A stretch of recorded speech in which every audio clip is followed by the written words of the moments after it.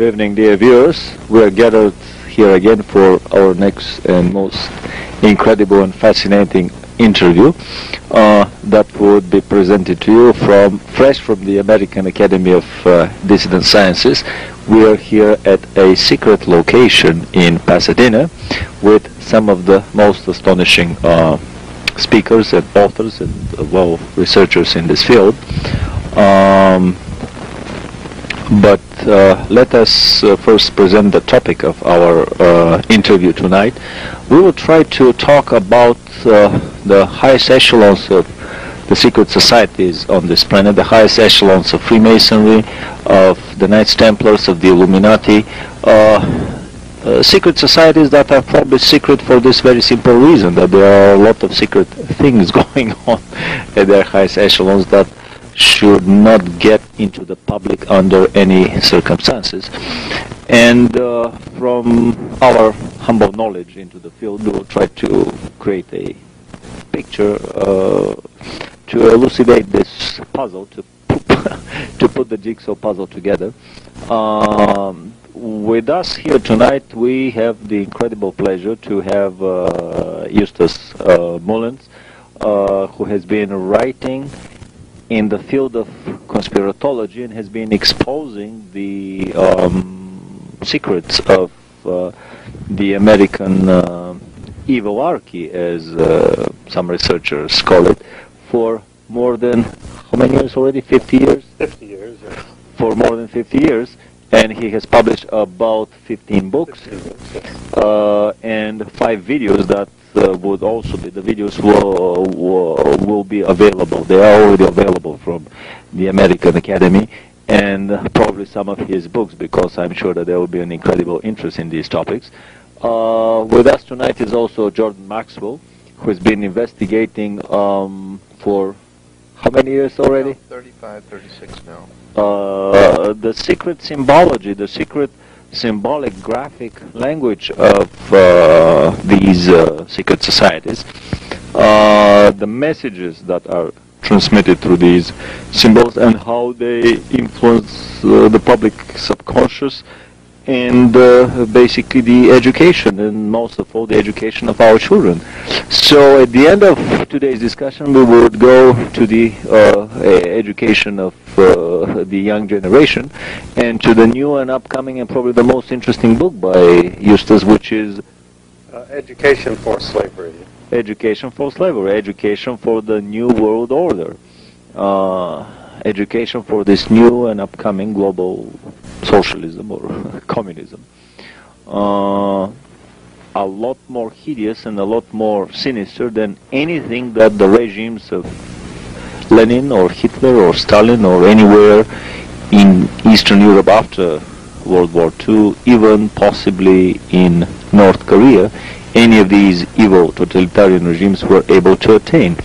So let's start the discussion with just a brief picture, a brief analysis of the top echelons of these secret societies and the practices that they are involved in.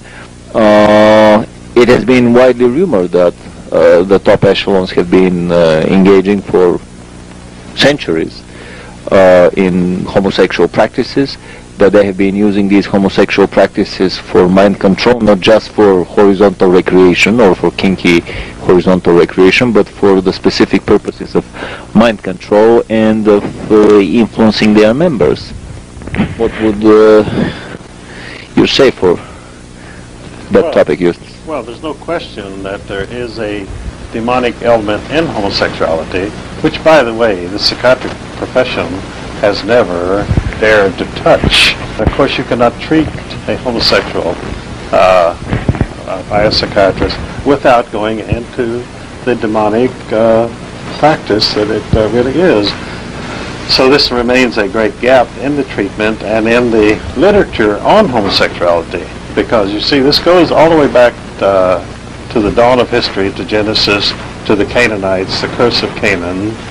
And the Canaanites have always used homosexuality, not only for control, also for to break down the integrated personality, which gives you a much more pliable subject.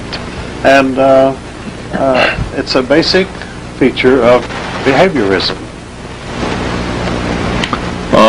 It's very interesting. I mean, we would not like this tape to sound as another gay bashing tape. We have nothing against probably 95% of all gays that are basically practicing recreational homosexuality. What we're interested in here is the very small percentage of gay men that happen also to belong to the social subset of secret societies, and especially the most high echelons of these secret societies that engage in homosexuality for totally different purposes, namely for mind control, for social control, and so on.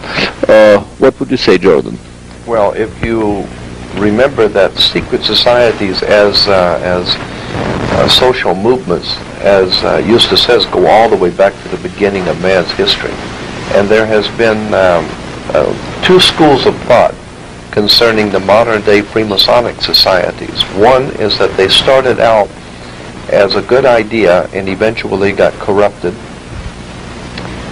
or that they never were any good to start with, and that any society that needs to operate in secret just was not any good to begin with. In the middle of the night. Yeah, and so I tend to believe that anytime you have societies operating in secret,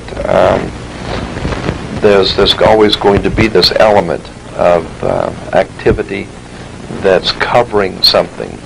And it's fascinating, as we were saying before, when you get into the symbols and emblems of these ancient secret societies, going all the way back to the Sumerians, and as he brought out the ancient Canaanites, throughout the Middle East, symbols and emblems are like alphabets. It's like symbols in the alphabet. If you put enough of them together, they will tell you a story. And that's the kind of thing that I've been interested in years, is the way these emblems and symbols in government, religious orders, fraternal orders, all have connecting emblems and connecting concepts, and it's a fascinating subject. It's a very secret alphabet that allows only the initiates of the highest echelons of the secret society to understand the messages. It's like a subspace channel coded message of if you understand hyper words. If you understand that doctors have their own language, attorneys have their own language, the clergy have their own terminology in their language. It's only to be even teenagers and young people have their own language, and so it's only to be expected that secret societies would have their emblems and symbols and ways of connecting themselves to each other in foreign lands and terminology. But I'm saying that if you go into the national coats of arms of nations, flags, all of the harlotry of the coming out of the Middle Ages, all of these things have a very powerful significance on the world in which we're living today. And there's a whole world of knowledge operating beneath civilization. I've heard some rumors. I mean, basically, we cannot in 2 hours here bring indestructible evidence. A lot of the discussion tonight would be about rumors and stories and so on, but still they paint a picture that is quite a bit self-standing. I've heard, for example, stories that the highest echelons of the Knights Templars are a sodomic society. What would you say on that matter? Well, I think that's true. I think that's borne out. And in fact, when the King of France, I think it was Philip, went after the Templars, homosexuality was one of the reasons for the crackdown on them. But of course what he really wanted was the fortune, the great treasure which the Templars had amassed, and also he felt that they were a political threat, and so he would gain several objectives at one time and also gain their treasure by attacking them on the, by then I think, well-established grounds of homosexual practices. So basically there is no way for somebody to go that high in the hierarchy of these organizations without being homosexual, at least in the Knights Templars. I think not. I think it's almost like a very advanced initiation ceremony, and of course, engaging in homosexual practices becomes a final committal to the innermost purposes of the order. And once you've done that, and I guess there's no coming back really once you've been initiated into homosexual operations or activities, there's really, you can no longer be a non-homosexual. There's no coming back from that. And I think that they realized this and that they wanted this as the final commitment from the official.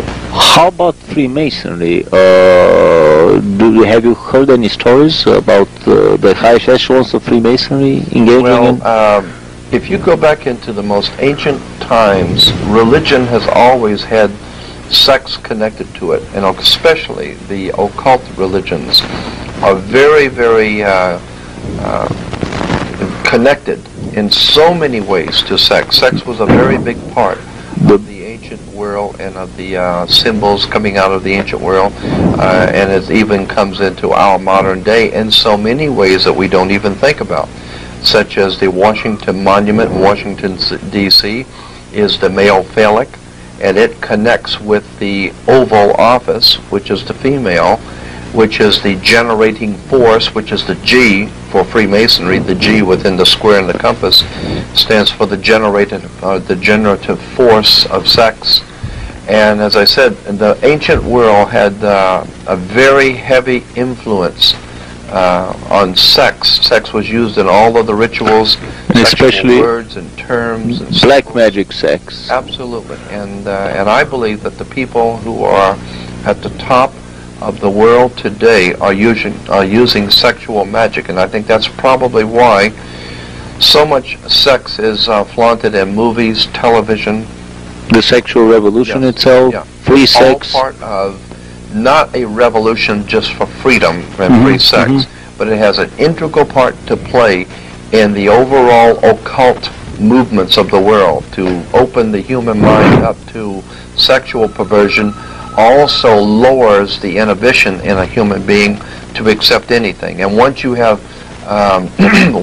compromised your morals in that way, you are now ready to be compromised with money, the next step, the next step, and with power, and then you've been bought. So because I've heard that basically the highest levels of Freemasonry are quite a bit into homosexuality, and it should not surprise me. It becomes basically a very cozy boys club, and in a way, an initiation into the next and higher degree is probably all the members of that secret Masonic cell taking turns at the Well, I have once a newcomer.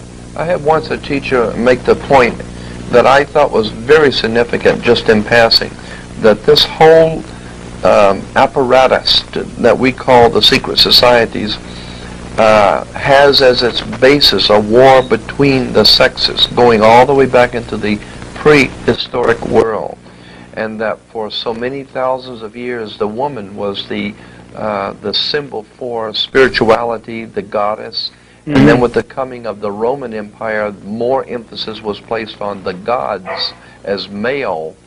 And so today we have this male domination of the world, and yet there is this very important connection between male, female. Well, that's why you had temple prostitutes in the ancient world, because there's a lot, very important connections can be made between the act of sex and the psychological connection with God, some sort of a spiritual connection with God during the time of sex. And so that's, I think, very important to keep in mind that probably these people at the top of the secret societies are, without a doubt, sexual perverts.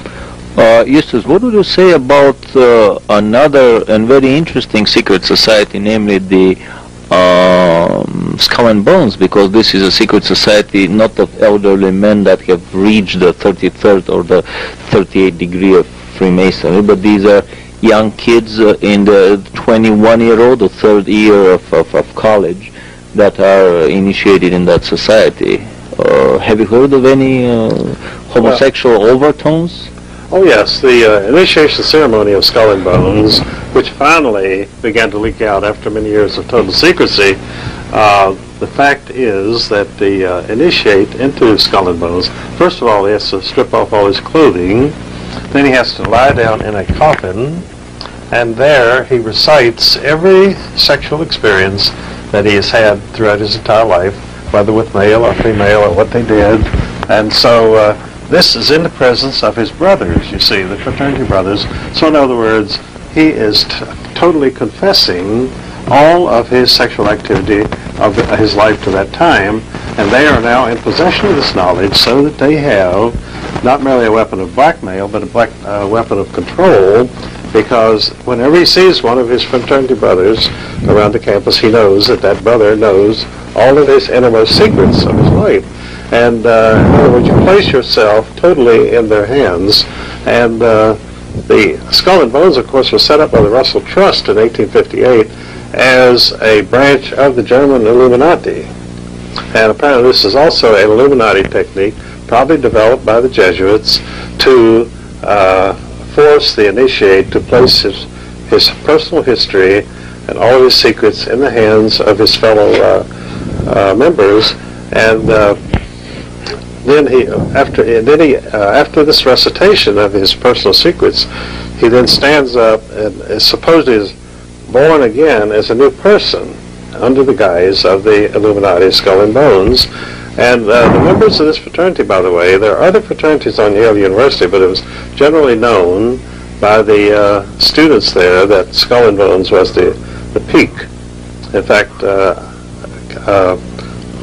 Yale student told me one day, he said, it was known on the campus that if you were tapped for bones, you were set for life. You would never have to worry about career or fortune, because you would be taken care of. And only 15 seniors each year are tapped, you see. Yeah. And they are from the most elite families, the Harrimans, the Rockefellers, and the Bushes. His family was an employee of the Harriman interests, and so that's how Bush was chosen. Families that have been for many generations into Satanism and black magic and secret societies. Yes. Also, there is a funny fact that when you are induced into the Skull and Bones, you basically lie naked in a coffin. Yes. Not only that you recite your past sexual exploits, but you lie naked in a coffin with a red ribbon tied around your lightning rod. Oh, yeah. Also, I heard that they do something like a rush where everybody is naked and they kind of jump over and fall over and then pile upon this new inductee. And what goes on in the middle of this frenzied rush, I cannot say, but it looks like kind of a preparation for future sodomic experiences. Plus another funny initiation rite that they have, you have to go and dig up a grave of a famous person and steal his skull. That's how the skull of Geronimo was stolen by one of the famous boners and then brought to their shrine, which is a whole building in the middle of Yale University campus. The skull of another famous several Mexican revolutionary leaders were dug up and so on, which is like a gory story from a horror movie. Digging up a grave and taking out grisly bones in order to be initiated in a satanic society. If I use the language, the nomenclature of the communist totalitarian governments, basically, this is like a satanic Komsomol society, a youth satanic league, basically a preparation society, preparatory society, so that these members would rise much higher into the highest echelons of Freemasonry and the Illuminati. I think it's important right there to make the point that the Skull and Bones was a Freemasonic emblem. It is a Freemasonic emblem. It was always on the graves in Europe of high degree Freemasons. On their graves would be the skull and crossbones. They kept even the pirates of the Caribbean, even the pirates would run the Jolly Roger, the black flag with the skull and bones. Not only Freemasonic emblem, but I was reading a book on black magic, and there there was a photograph of a table set for satanic rituals, the daggers to kill the victim, and there was a skull and two femur bones in the very same exact geometrical position and shape as the emblems of the skull and bones. Right. And you know that in the language of symbology there is basically nothing coincidental, and that for me was a very strong indication that there may be some satanic overtones into that campus fraternity society. On top of that, all these strange voices that were coming through the locked doors of this temple until somebody broke in the 70s, and in one of the rooms they discovered full regalia of Nazi flags, uniforms, swastikas, posters. Basically, it's obvious that on top of being with strong homosexual overtones and preparatory for satanic practices, it also practices Nazi elitist philosophy of the white elite. Now, this particular area I'm not that familiar with, but I know that the introduction of perverted sex opens up it lowers one's inhibitions to start with, and then opens one up to further corruption. As we said before, that then one is not averse to maybe monetary corruption, and from there to lying, to political corruption. And once you're into that lifestyle, it's a short road. Yeah, it's a very short road, and you know there's no coming back, because as Eustace brought out, all of your cohorts with you know what you have done, and that's the way that they can keep control over you. Jordan, you mentioned something interesting about the G letter, the G force, the emblem on the Masonic shield. Masonry, the square in the compass has the G in the middle, and the G stands for many people thought the G stood for God, and then there were some who felt that the G stood for geometry, which had some basis for belief. But actually, if you go back, it goes all the way back to the generative force of sex, generating the generative force in nature. In the generative organ, which is the male organ. Which is the male organ, absolutely. So that's why only men are admitted in Freemasonry, yeah, well, it supposedly. has quite a bit to do with the superiority of sexual superiority of the male over the female. And as I said, that this goes back to the Roman Empire. These symbols and emblems were used. And that's why the Mason carry these little aprons, because as this big curtain separates the holy altar in the tabernacle or the shrine from the place where the audience gathers, in the same way here this little apron, this little curtain in front separates the holy altar, the male generative symbol, from the uninitiated population. No, that's exactly right. That is precisely what the symbolism is. It's the holy curtain that divides the male generative force from the uninformed, or from the mundane. And sex has a very important so basically the highest god, the highest altar that Freemasonry bows to is the male generative organ. That's right. That's it. And that's why that emblem is put in stone in that obelisk in Washington. D.C.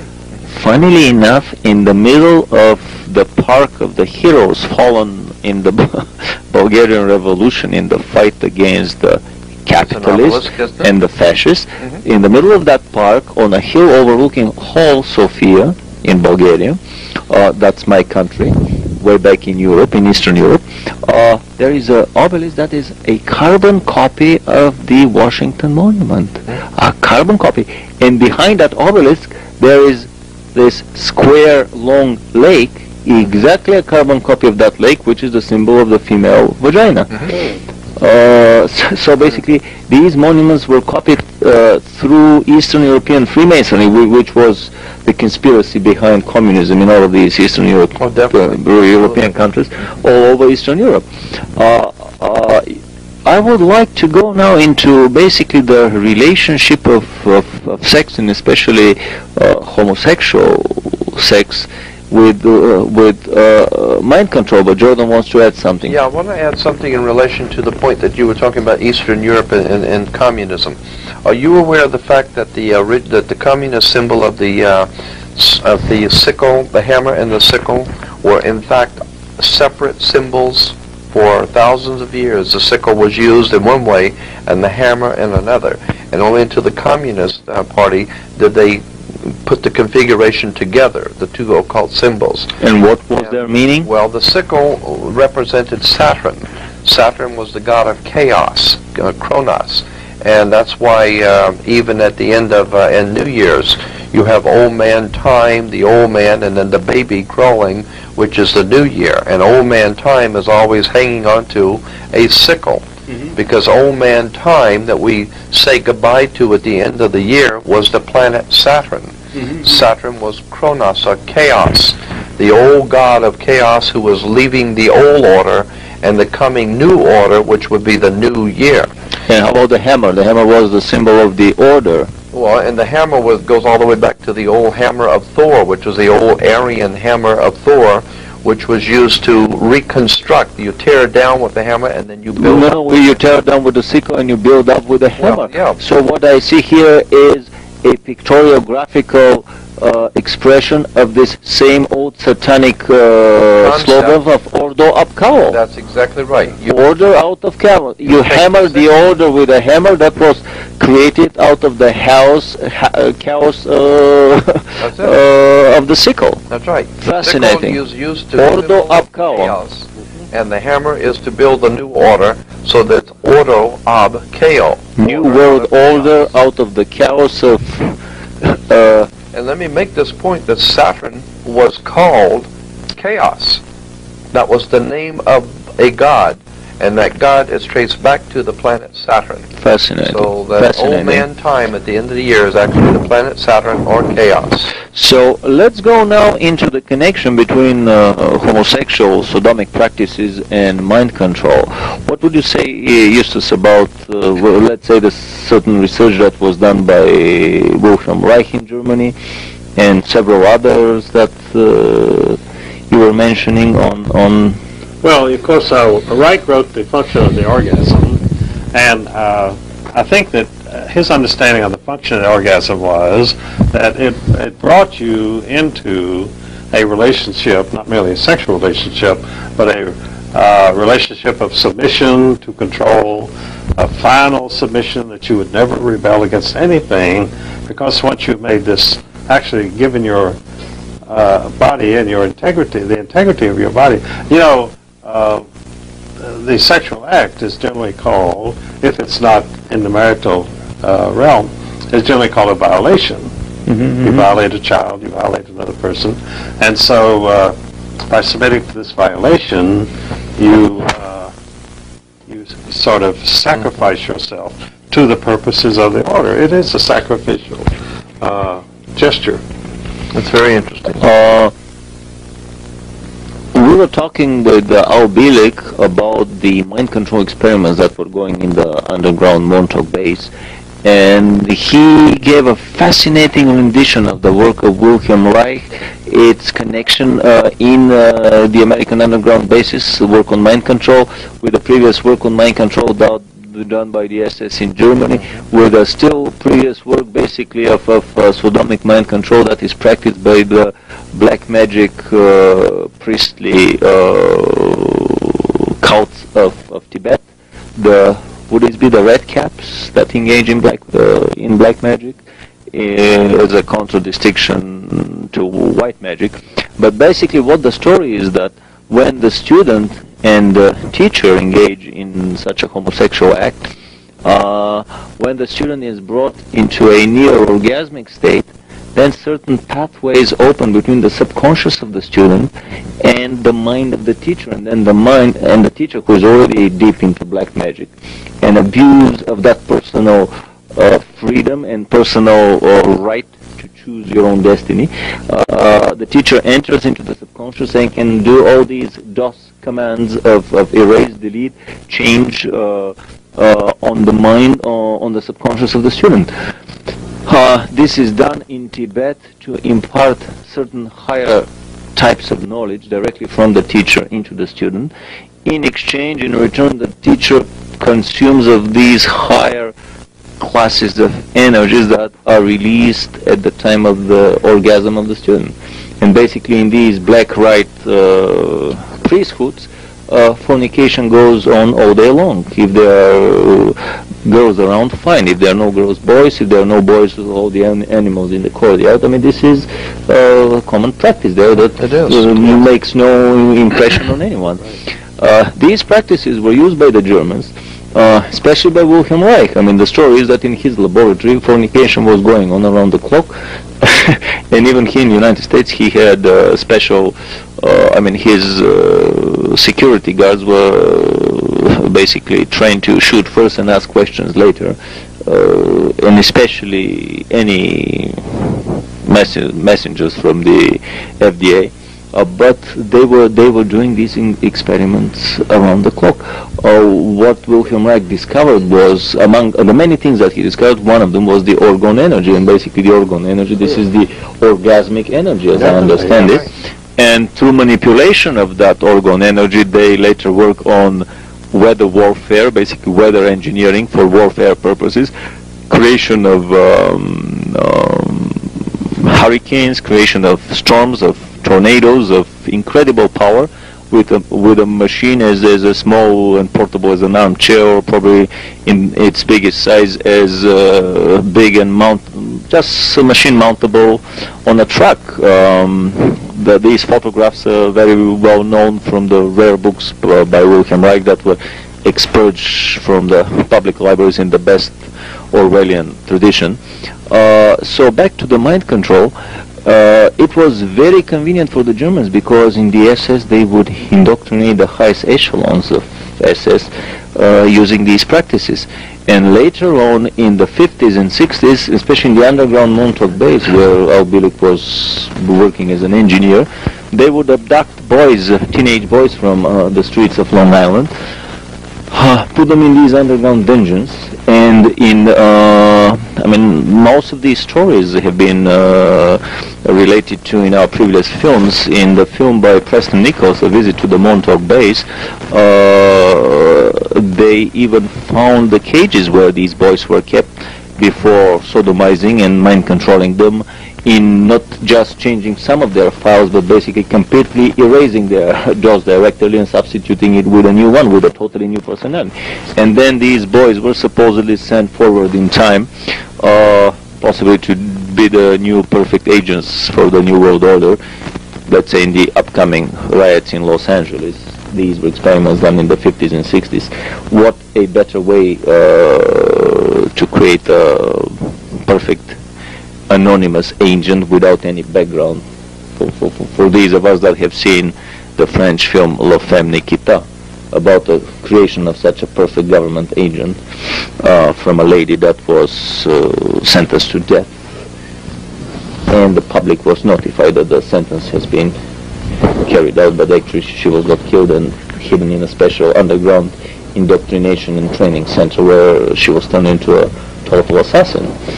The Montauk Project was an even more precise and diabolical operation, because there dozens of boys were turned into totally mind-controlled individuals and sent forward in time. And these practices were done through mind control. Much, much later on, they developed electronic chairs where you would be brought electronically to this near-orgasmic state, and then they would do the same mind control operations on you. So let's come back to the basic education of kids. I wouldn't be amazed that this high early introduction to homosexuality is meant not only to compromise the morals of the person, but also to prepare him for future mind control manipulation. Just as you were mentioning today, that basically in the English boarding schools, these were very accepted practices. Well, that's true, and in fact, you always had the elites, the children of the elites were always subjected to these practices, because there again, it made them more amenable to carrying out the program. In other words, they would not be rebels, they would be people who would fit in. They would be trained to fit in. Because education, you see, is not merely imparting knowledge, Education is many things. It is training, and as you point out, it's also seduction. And in fact, Corruption. Seduction. I'm afraid education today is mostly seduction and corruption, and the imparting knowledge is a very minor part of it.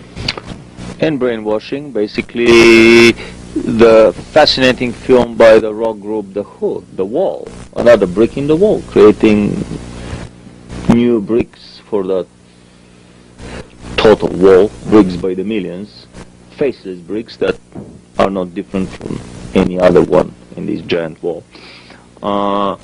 Yeah, basically, I mean, these English boarding schools where most of the teachers were single, and it was accepted, basically. And our American elite was trained in New England boarding schools, which essentially carried out the same practices as the English schools. Or in all boys military academies, where these practices were carried even more so. Definitely. It's fascinating that such homosexual practices have been widely practiced in Japanese culture too. And even in the Japanese culture, they have a very well-developed homosexual poetry and homosexual art. I mean, it is not paraded very much in public these days, but if you are a connoisseur of specialized Japanese art, you will be fascinated at the abundance or overabundance of homosexual poetry and paintings, which means that even there the elite has been basically quietly led into the ways, into the fold, by their secret societies, which as usual would have the emblem of the dragon, and we all know that the dragon is the symbol of the empire of independent angels. I want to call them fallen angels on this planet.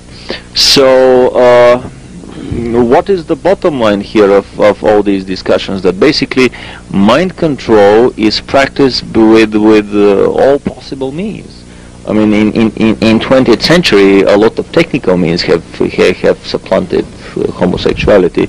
We have mind control frequencies beamed at us through the television sets, mind control frequencies piggybacked on the cellular system phone network, microwave frequencies beamed from special transmitters or orbiting satellites that directly resonate with cranial cavities and create the effect of hearing sounds or even obeying orders, basically totally controlling the individual. Microchip implantation for the purposes of monitoring and mind control. Basically, I think that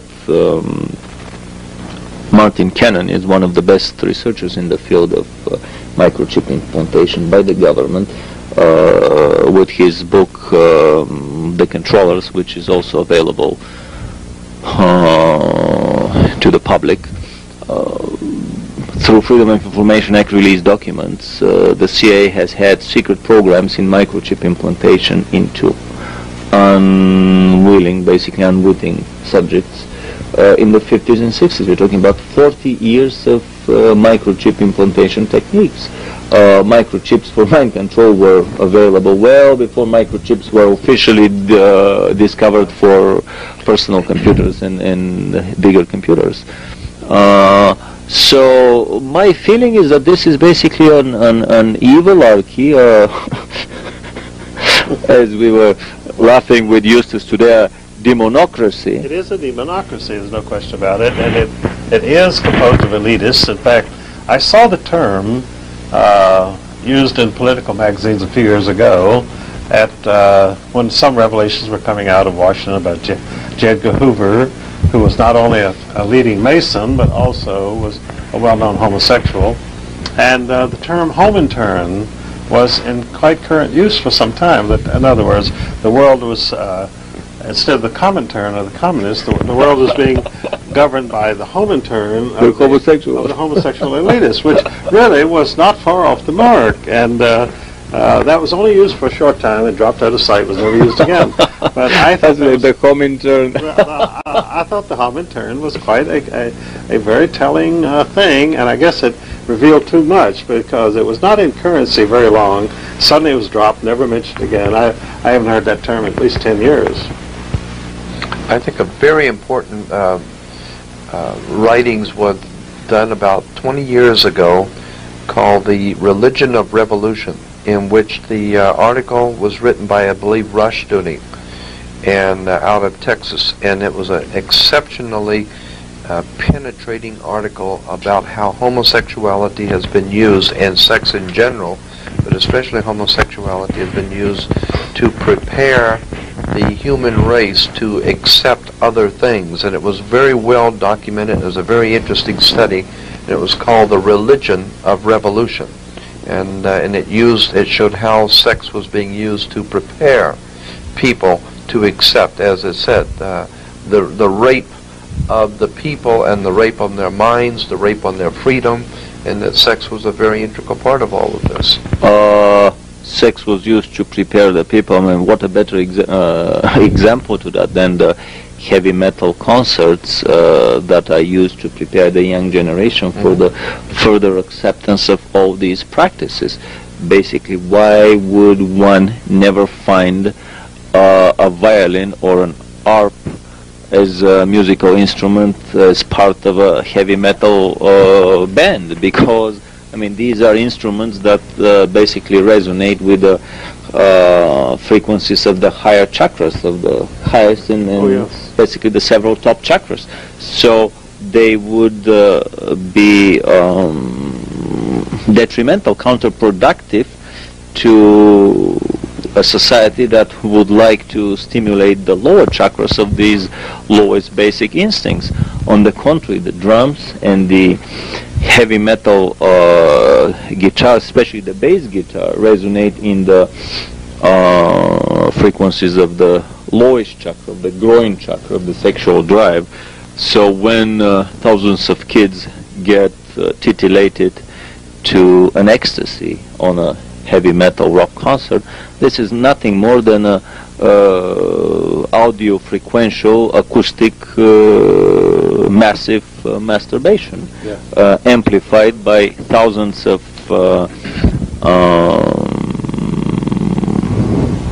watts of acoustic power blasting from the speakers.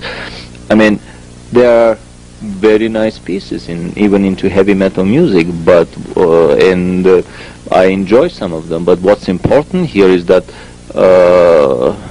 as an overall package, the bottom line is that the heavy metal music does not enhance and elevate the vibrations of the highest chakras that would allow you to telepathically communicate with highest orders of intelligences in the universe. On the contrary, they basically titillate your most primitive basic sexual drives and instincts. And there's another book that I think you should know about. It's called 4 Arguments for the Elimination of Television by Jerry Mander.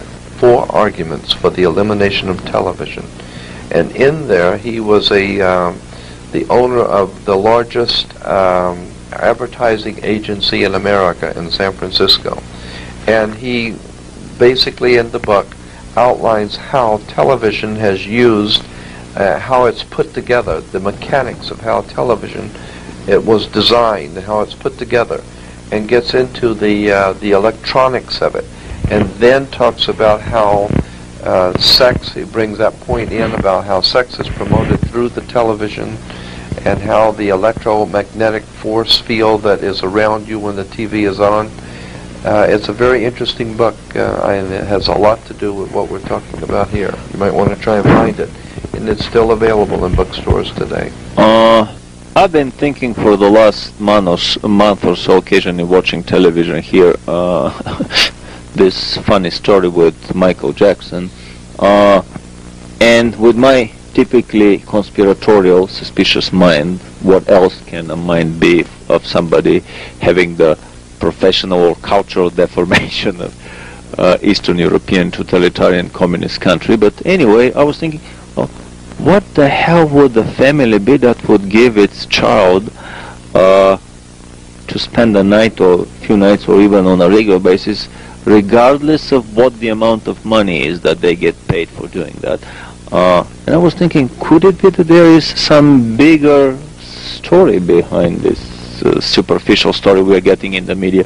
Could it be that these could be families that all belong to the same satanic society, and that they are giving their kids to be initiated, to be brought in the fold, so to speak, at an early age, because the younger you start, the earlier you start on your career with the basically the young communist league, I mean the corruption of the mind in Eastern Europe, the primary school communist league, then the secondary school communist league, the pioneers, the high school communist league, which is the Komsomol. The younger you start in this field, the earlier you can get into the Communist Party, which is the springboard. Every one of this is a springboard for the next, and once you are in the Communist Party, you are assured a pretty good position.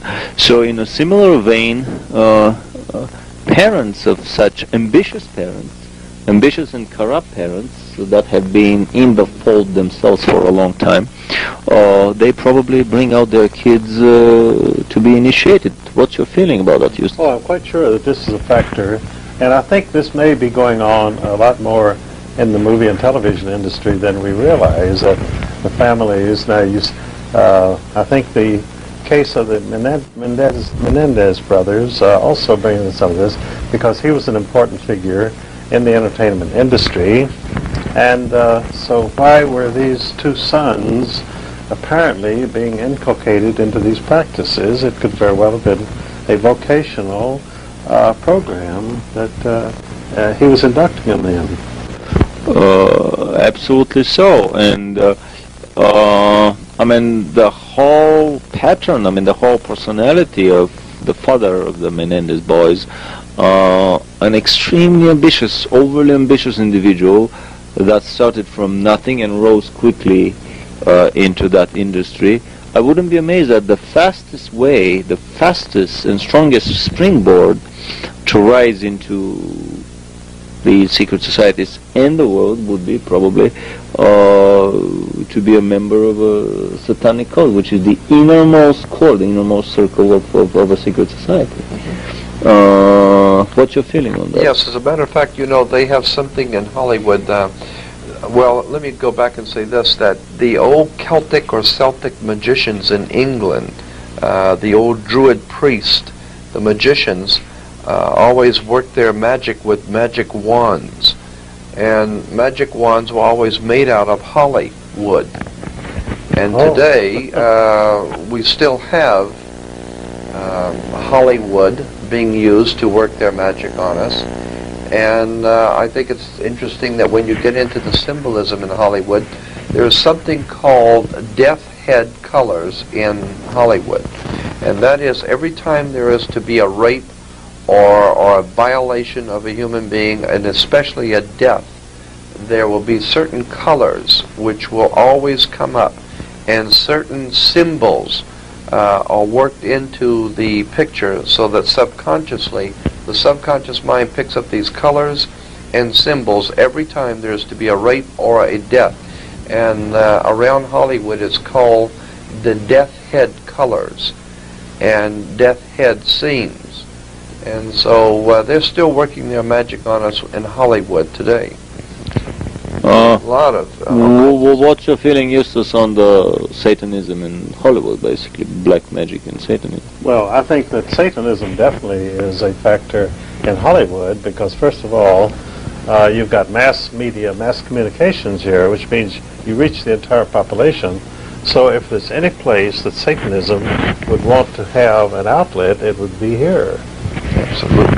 No doubt about that. Yes. I mean, so many of the films that, I mean, forget about the horror movies, which are not only clear, pure satanic rituals, many of them, but I've even heard stories that the film crew and cast would do a black mass every morning before the beginning of the shooting of such a film. You know, Merv Griffin a few years ago had on William Blatterly, who was the author of The Exorcist, and he was also the director of the movie The Exorcist. And it was interesting that when Merv Griffin asked him, where did you get all of this material on Satanism and devil worship and all that kind of scary stuff in the movie? And he said, well, I worked for the mind control department of the CIA for many years. Right. And he says, and the CIA is definitely up to speed on all of this because they use this throughout the world. And another important, well, I don't suppose I should bring that up, but it was on Merv Griffin's show, so I will. Merv Griffin asked him, he said, well, there was someone else that worked in the mind control department of the CIA at the same time you were there. He says, would you like to comment on him? And he said, yes. L. Ron Hubbard was also indoctrinated in this kind of thinking too, and so I fascinating. Yeah. I've heard stories that the Monroe, what was his first name? The Monroe guy of Monroe Institute was also a member of the same department with the CIA. It's a very interesting line by Standeo in his book The Cosmic Conspiracy about the infiltration of the intelligence organizations on both sides of the ocean, on both sides of the curtain, so to speak, by secret societies, that basically the empire of independent angels works in the very same pattern. If you know the workings of inside the KGB, these secret societies within the secret society within the secret society, you would know what is going on here in the United States.